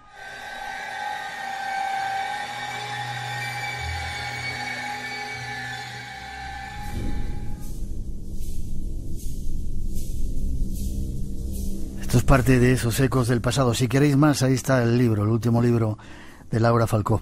Laura, espero que hayas disfrutado estando con nosotros en el Espacio en Blanco. Muchísimo. Me encantará seguir viviendo aventuras contigo en el misterio, en este mundo nuestro, y encontrándonos o abriendo esa puerta que nos comunica con el más allá. Y dime una forma de contacto para nuestros oyentes que te quieran conectar. Pues bueno, como sabes, tengo un Facebook, tengo Twitter, o sea, por Laura Falcó en internet me puedes encontrar en 50 sitios, pero si alguien me quiere enviar algo pues más personal o lo que sea, os voy a dar incluso un mail, no lo suelo hacer, pero lo voy a dar. Ok, bien, apunto. Venga, os voy a dar un mail, es LFL, o sea, mis iniciales, ¿vale? _1969 @hotmail.com. @hotmail.com. Cualquiera que me quiera enviar algo lo puedo hacer por ahí, pero si no, tengo página de Facebook, de Twitter, Instagram, lo que queráis. Ha sido un placer estar contigo. Te doy un abrazo fuerte. Gracias a vosotros de corazón. Verte prontito, viajando como algunas veces en Egipto. Efectivamente. O cualquier otro lugar. Un beso. Un besazo. Fuerte para ti, hasta ahorita. Chao. Espacio en Blanco. En la madrugada del sábado al domingo, a partir de las 2, la 1 en Canarias. El misterio continúa. En Radio Nacional, con Miguel Blanco. Arrancamos el día contigo. Hola, ¿qué tal? Buenos días. Y justo a mediodía nos damos una vuelta. España, vuelta y vuelta. A la hora de comer te contamos cómo ha ido la mañana. Durante la siesta no nos dormimos. Hola, Julio. Hola, ¿qué tal? Para merendar, bocadillos de cultura. El libro de Juan Ramón Jiménez. Y hacemos los deberes con la información más cercana. La de todos y la del extranjero.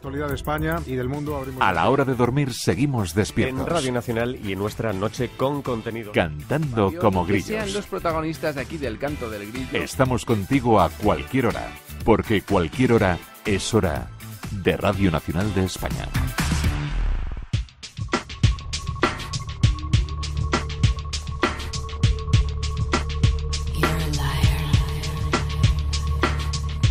Antes de terminar esta primera hora, este primer tiempo, tenemos todavía unos minutitos para avanzar lo que nos espera enseguida, ya veréis.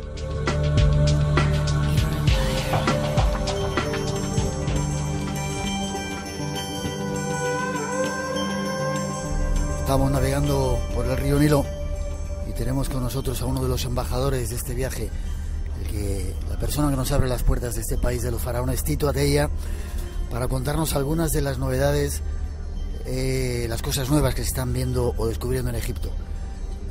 Tito, Egipto siempre tiene sorpresas. Buenas noches a todos. Es un placer tenerles aquí como siempre, es un gusto personal recibirles aquí en Egipto. Bueno, claro que sí, que Egipto siempre sorprende al mundo y siempre el mundo de los faraones está lleno y no se acaba nunca. No se acaba nunca porque es una civilización impresionante y cada día tenemos descubrimientos nuevos y cada día sale a la luz una sorpresa al mundo. Hay quien dice que solamente se ha descubierto el 20% de lo que es la civilización. Por ejemplo, en Giza, donde vamos a ir dentro de poco, hay todavía montones de cosas por descubrir. Se habla incluso de una segunda esfinge, nuevas pirámides, nuevas tumbas, pero últimamente ha habido sorpresas, ¿no? Cuéntanos.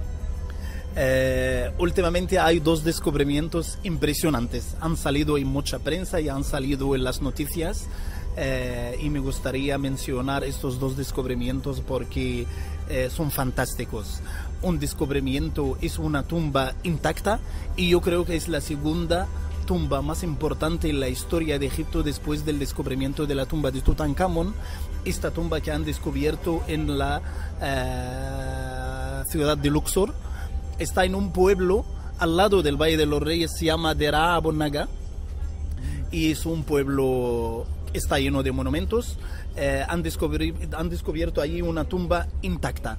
La tumba es de la dinastía 18, estamos hablando de 1500 años antes de Cristo.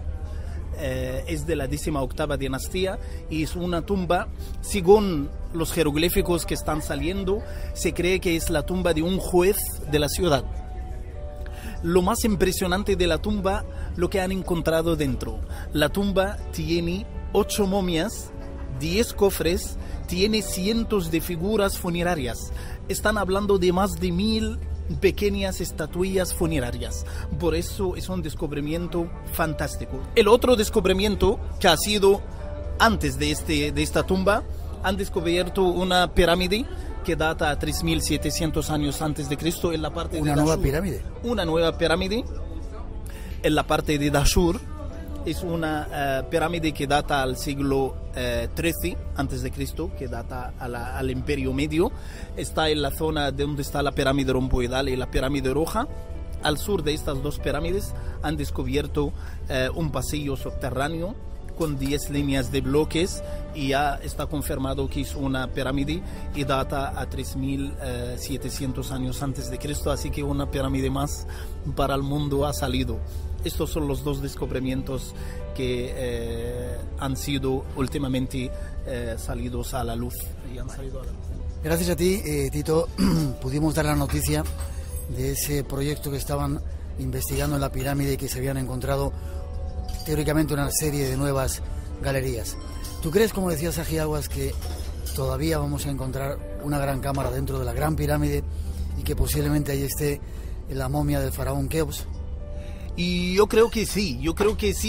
Lo pasa que el año pasado, cuando hemos hablado del corredor nuevo, cuando has venido, hemos ido allí hasta donde está el lugar, que a través de de los estudios que hicieron y de los rayos han confirmado que hay un hueco dentro de la pirámide. Y yo creo que algún misterio hay. Y en la pirámide de Keops no es fácil elegirla la primera maravilla en el mundo antiguo, y yo creo que esta pirámide nos va a dar sorpresas cada año y cada periodo nos va a sacar algo a la luz. Y yo creo que sí tiene todavía una cámara secreta dentro. Tendremos que seguir viniendo para seguir disfrutando de esas nuevas maravillas. Casi por último, nuevo museo. Estamos a punto de poder verlo. El museo más grande del mundo, Tito. Me decían que en el Museo del Cairo, el antiguo museo arqueológico, había más de 100.000 piezas metidas en los almacenes. ¿Todo eso se va a poder ver en el nuevo museo? Esto es un regalo de Egipto al mundo. Yo creo que va a ser uno de los proyectos culturales más importantes en el mundo en el siglo XXI. El Gran Museo Egipcio. el Gran Museo Egipcio. Vamos a hacer una inauguración parcial este año, final de este año, pues entre noviembre y diciembre van a hacer una inauguración. Todo el tesoro de Tutankamón, más de 7.000 piezas.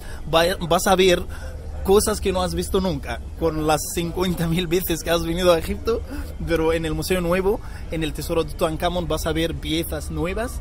También han trasladado allí el coloso de Ramsés II de 12 metros de altura y de 100 toneladas. Esto va a ser la entrada de la gran sala de la entrada del Museo del Cairo. Va a ser un museo impresionante y va a sorprender al mundo, y va a ser a la altura de la zona de las pirámides donde está. Va a ser otra pirámide nueva en la zona de las pirámides. Pues invitamos a todo el mundo a venir a ver el Museo Nuevo, el Gran Museo Egipcio. Seguiremos viniendo. Y por último, recomendación, mucha gente todavía en Europa dice venir a Egipto, es un lugar todavía lleno de peligros, un lugar nada tranquilo. Cada vez que venimos lo decimos, sigue siendo un paraíso de tranquilidad. La invitación tuya, que se quiten esas ideas de que esto es un lugar inseguro. Yo digo siempre que Egipto es seguro, en plena revolución, y nadie ha hecho daño a un turista o nadie ha hecho daño a un extranjero. En Egipto, gracias a Dios, el país está recuperando bastante. Egipto siempre es seguro, Egipto siempre invita a todo el mundo a venir, pero Egipto es seguro. Gracias, Tito. Eres el mejor embajador que puede tener Egipto, uno de ellos, de los mejores embajadores que puede tener Egipto, por abrirnos todas esas puertas. Muchas gracias. Gracias a ustedes, gracias. Es un placer tenerles aquí siempre, y gracias a todos vosotros. Buenas noches.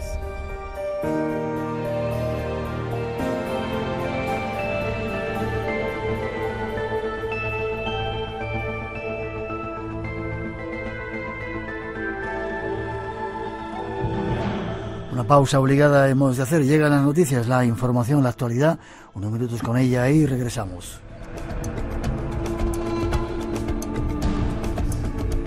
Después de esos temas de impacto, nos esperan la segunda hora el testimonio exclusivo de un testigo del caso OVNI más relevante de España, parte del mundo, ese OVNI de Canarias, y algo más. Conspiraciones y el tema biohacking. No te lo pierdas, escucharlo para conocer lo que nos depara el futuro. Redes sociales abiertas en Blanco Radio, espacio_en_blanco@rtv.es, nuestro email. Volvemos enseguida, no os vayáis, tenemos mucho misterio todavía esperando.